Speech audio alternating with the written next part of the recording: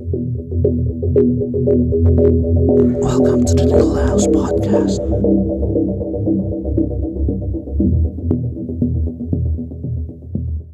Hey yo, what is up you guys and welcome back to the Needle House Podcast. Kamusta na kayo? Sana okay lang kayo lahat. Ako okay naman. Yun, kung napapansin nyo, naiba na naman yung setup natin, no? I'm just trying to explore different background setups, no?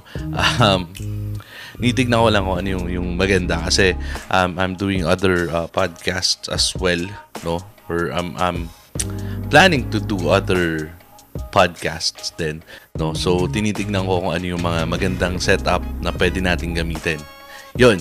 Anyways, no, kung bago ka sa channel na to or if you haven't subscribed yet, please do subscribe and hit the bell icon para notify ka every time we have a new video dahil every Saturday nag-upload tayo ng bagong video that's 7 p.m. Okay? Yun, na-upload din natin to sa Spotify, no? Same day, same time. Just search the Needle House Podcast. Yun, para pakinggan nyo, mapanood nyo sa Spotify kasi video din yung ina-upload natin doon. Yun. Ayun na nga. So, ano nga bang pag-usapan natin ngayong araw? Well, mga kasabwat, no? I received a comment sa isa nating video asking kung kasi gumawa ako ng video noon, no, about may tattoo machines, no? Kung ano yung mga tattoo machines na meron ako dito ngayon. Yun. The question is, ano daw ba dun sa mga tattoo machine ko yung pinakamagandang gamitin, no? Sagutin natin yan, but this is gonna be very subjective, no? And this is based on my opinion sa ginagamit ko. So, dahil dyan, nilabas ko ulit yung mga tattoo machine natin, no? Kasi I do have my favorite, no, tattoo machine, but kung ano yung pinakamagandang gamitin, medyo naiiba kasi yung sagot ko dyan. Kasi may mga paborito ako. It depends on the piece that I'm doing. It depends din dun sa location kasi as you guys know, wala naman tayong tattoo shop na at I'm tattooing most of the time dito sa bahay or sometimes home service. So it really depends kung ano yung talagang ginagamit ko. But right now, what I'm really using is yung pen type na tattoo machine ko. Pero I'll show you guys kung ano yung paborito ko, no? Yun, different times, different eras, may mga naging iba't iba akong mga paboritong gamitin ng mga tattoo machine. But eto. Yan. Ilabas ko ulit yung lalagyanan natin ng mga tattoo machine. So eto talaga yung pinaka naging paborito ko mula pa noon, no? Sorry. Eto. Yan. Ano to? Parang, alam ko, ilan ba to? Gis yata to na liner, no? Pero ito, yan. Ito talaga yung pinaka-paborito kong tattoo machine, no? Sobrang linis niya, ipanlinya, sobrang pino nung palo niya. Gusto ko rin yung pagkaka-setup ko dito. Pero ayun, mapapansin nyo, medyo luma na talaga siya, no? Hindi ko alam kung nakikita nyo but ayan. Medyo luma na siya, marami na siyang gas-gas. Tagal ko na rin to hindi nagagamit, no? But as you can see, although marami siyang gas-gas, malinis pa rin siya, hindi siya kinakalawang kasi every now and then nililinis ko yan, nilalagyan ko yan ng may mga panlinis ako na ginagamit, no? Ayun, eto nga lang, hindi ko pala naalis yung O-ring neto. So, baklasin ko muna. Eto, mga kasabot, yung sinasabi kong O-ring, eto, yung goma dito. Tinesting ko kasi to nung huli ko nilinis. So, dapat hindi nyo iniiwan yung mga goma na ganyan kasi sa pagkakatabi ng machine, pwede siyang masira, maputol, lumulutong siya kasi naka-stretched out lang siya. Yun, anyways, yun, ito nga yung paborito ko. 10 wraps na liner, no? Sobrang gusto ko to kasi ayoko masyadong maging technical dito, but yung palo niya kasi is maikli lang, no? So, ang sarap niyang gamitin pang linya. Ang daling i-adjust, no? Yun yung kagandahan kasi sa mga coil tattoo machine, no? Na-adjust siya depende sa setup na gusto mo. Marami siyang adjustments. Meron tayo dito sa contact screw, dito sa spring, sa front spring, sa back spring, even yung bar niya, yan. Tapos ang daming pwedeng adjustment. So, talagang na-fine tune yung machine kapag nagtatattoo ka. So, ito yung talagang paborito ko. Kasi, sometimes ginagamit ko din to for color packing, but not for shading. For shading, ang paborito ko ay, saan na yun? Ang paborito ko sa shading, not for color packing, ha? For shading lang, eto. Yung ating swash drive. Yan, isa siyang rotary tattoo machine. Kasi for shading, talagang sobrang lambot niya ipang shade.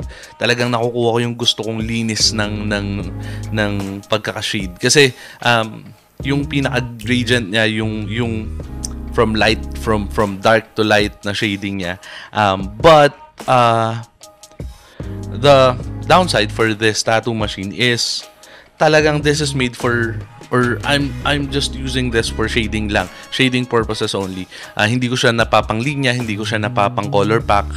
Although pwede naman siya, but I have a different machine for color packing.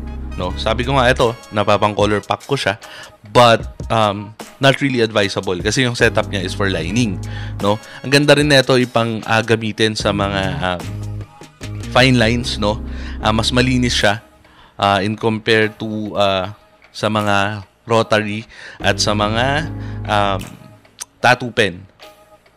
Yan. But again, the downside for this naman sa paborito ko talaga is kapag gumagawa ako ng mga power lines, not sure, sinubukan ko na siyang i-set up for power lining, but hindi ko talaga makuha yung gusto kong power lines para dito. For power lines, mas ginagamit ko is yung pinangko-color pack ko, which is eto, luma na rin siya. Eto, this one, Dragonfly na rotary din siya. Ang sarap niya ipang color pack, ang sarap niya ipang power lines.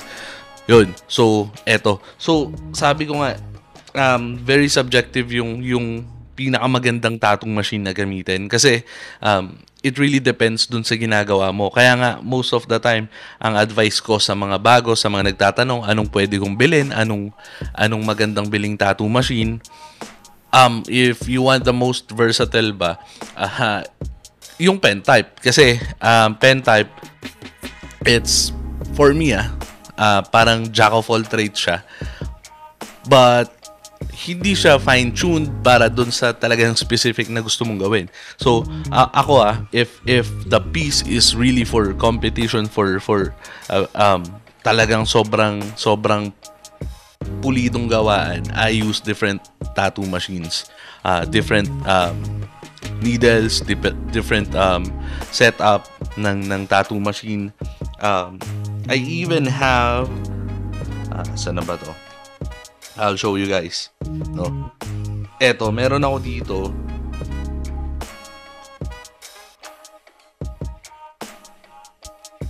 Sorry. Ayan. I even have this one, no? Eto.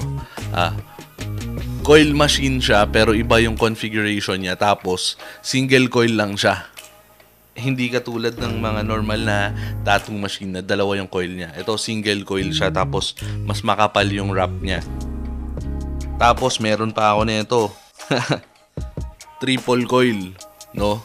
So, if I'm gonna be, ayan, tatlo yung coil niya. Very nitpicky sa paggawa. Very, parang maselan sa ginagawa ko. I use a lot of tattoo machines. I use a lot of configurations. No, depende sa piyesang ginagawa ko. But again, para sa akin, ito yung paborito ko. No, ito yung paborito ko. Hindi ko sinasabing ito yung pinakamaganda, but ito yung paborito ko. If, yung pinakamaganda para sa akin, well, tatalon tayo dito sa isang lalagyanan natin. Pinakamaganda para sa akin, well, pinakamagandang gamitin is this one.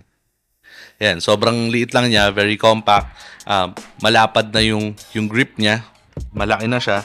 Almost like this one na siya. Medyo malaki na talaga siya. Oh. Parehas na sila ng sukat. So, para kang naka-gorilla grip na kapag gamit mo tong machine na to. This one is from Poseidon, no? Not really sure yung pinaka-model niya, but the brand is Poseidon. Sobrang ganda na ito. Binili ko siya. May kasamang dalawang batteries. Yan. So, ayan. Poseidon. Yan. So, yan naman yung ginagamit ko. Or ito yung pinakamadalas kong ginagamit ngayon. Ito pa. Yan. Isa sa mga pinakamadalas kong ginagamit. Bakit siya yung pinakamaganda para sa akin? Kasi kung makikita nyo, yung setup nung makina niya is, di ba, paganto siya. Hindi siya paganto. Yun. Kapag ganun kasi, less vibration, less yung nginig nung karayom. So, less mistake kapag gumagawa tayo ng fine lines. So, less vibration, less stress din para sa kamay, no? Ano pa? Since ganito siya, so pag kinabit mo siya, maliit lang talaga siya, no? Talagang very compact siya. Unlike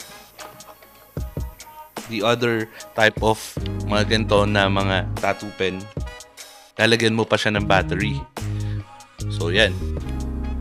Lumalaki pa siya. Tapos, ayun, syempre, medyo hassle kapag ganun.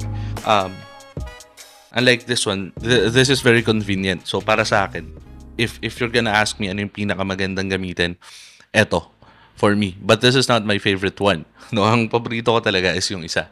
Eto, pinakamaganda lang siyang gamitin. Very versatile, madaling i-adjust. Yun, very satisfying pa yung tunog niya kapag ina-adjust siya. Tapos yung dito sa buksan natin. Tingnan natin kung bubukas. Dito sa screen niya, ayan. Yung mga details na kailangan ko, yung voltage, yung battery, tapos yung oras habang ginagamit siya. Kung gaano mo na siya katagal ginagamit. Nandoon siya. So, mostly yun lang naman yung mga kailangan ko. Although, merong mga bagong labas sa mga tattoo pen ngayon na talagang sobrang detailed na siya. Dami na niyang pwedeng configuration, may mga setup pa siya. Ito, parang okay na ako doon sa simpleng ganun lang. Basta pag pinatay ko siya, binuksan ko siya, nagstay siya doon sa huling nilagay kong voltage. Yun. At ang maganda ron, sabi ko nga, very versatile siya. Pwede mo na siya sa liner, pwede na siya sa shader, pwede na rin siya pang color pack, pwede na rin siyang what else? Fine lines, power lines, pointillism, no? Ang dami, sobrang dami niyang pwedeng gawin sa isang machine lang, no? So, ngayon, kaya siya yung pinakamagandang gamitin. Again, sabi ko nga, depende yan sa sitwasyon. Sa piyesa na ginagawa, kapag nag-home service ako, ang dali niyang bitbitin, ang konti ng dala ko, di mo na kailangan ng power supply, kasama na yung battery doon, di ba? Sobrang dali. Unlike kapag kasi coil, dadala ka pa ng power supply, mga wires pa, di ba? Cables. Tapos kailangan pa ng saksakan, hiram ka pa ng saksakan. Sobrang hassle, no, kapag ganun. Tapos ang hirap ligpitin, ang hirap linisin. Hindi kasi siya nalalagyan, hindi siya ganun kadali lagyan ng battery. Bibili ka pa ng battery na talagang pang coil tattoo machine. Tapos mas mahal pa yun. Ang daming hassle. But again, that's my favorite one, yung coil tattoo machine. Pero if you're gonna ask me ano yung pinakamaganda para sa akin, yun nga, yung Poseidon. Kasi, ang dali niyang gamitin, very versatile, tapos, less hassle, very convenient, no? Ang gaan pa, hindi stressful sa kamay, no? Less vibration, less yung weight sa kamay. Hindi, actually, mula nung nag-switch ako sa mga pen type, hindi na ako nagkakaroon ng, parang mga sakit-sakit sa kamay. Kasi usually kapag noon nung puro coil tattoo machine yung gamit ko. Kasi ako, I'm very old school, but syempre ako, willing naman ako mag-adjust sa technology natin. Kailangan nating matuto, no? Kailangan natin mag-adjust, no? So, ayun, natuto akong gumamit ng mga pen type. Nag-invest din ako doon. Kasi medyo mahal talaga pag pen type, no? Ayun, sana nasagot ko yung tanong mo, no? Hindi ko na kasi siya sinagot doon sa comment mo. Pinusuan ko na lang, pero kasi pag doon ko sinagot, ang haba eh. At ang ganda ng question, no? So, ginawa ko na lang siya ng video. Yun. Yun lang naman.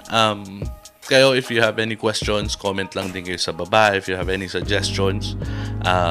Again, kung hindi ka pa nakasubscribe, subscribe ka na and hit the bell icon para nanonotify ka every time we have a new video. Meron din akong Spotify account, no? The Needle House Podcast. In-upload ko din yung mga gantong videos. Tapos, yung mga ibang questions, no? Sinasagot ko yan sa TikTok account natin. Search nyo lang Marcos II. Yun, may TikTok account tayo doon. Actually, nasa description lahat yan. Lahat ng mga iba pa nating social media accounts, no? Check nyo lang sa description. Yun, ano pa ba? Parang wala naman Yun lang. Peace out.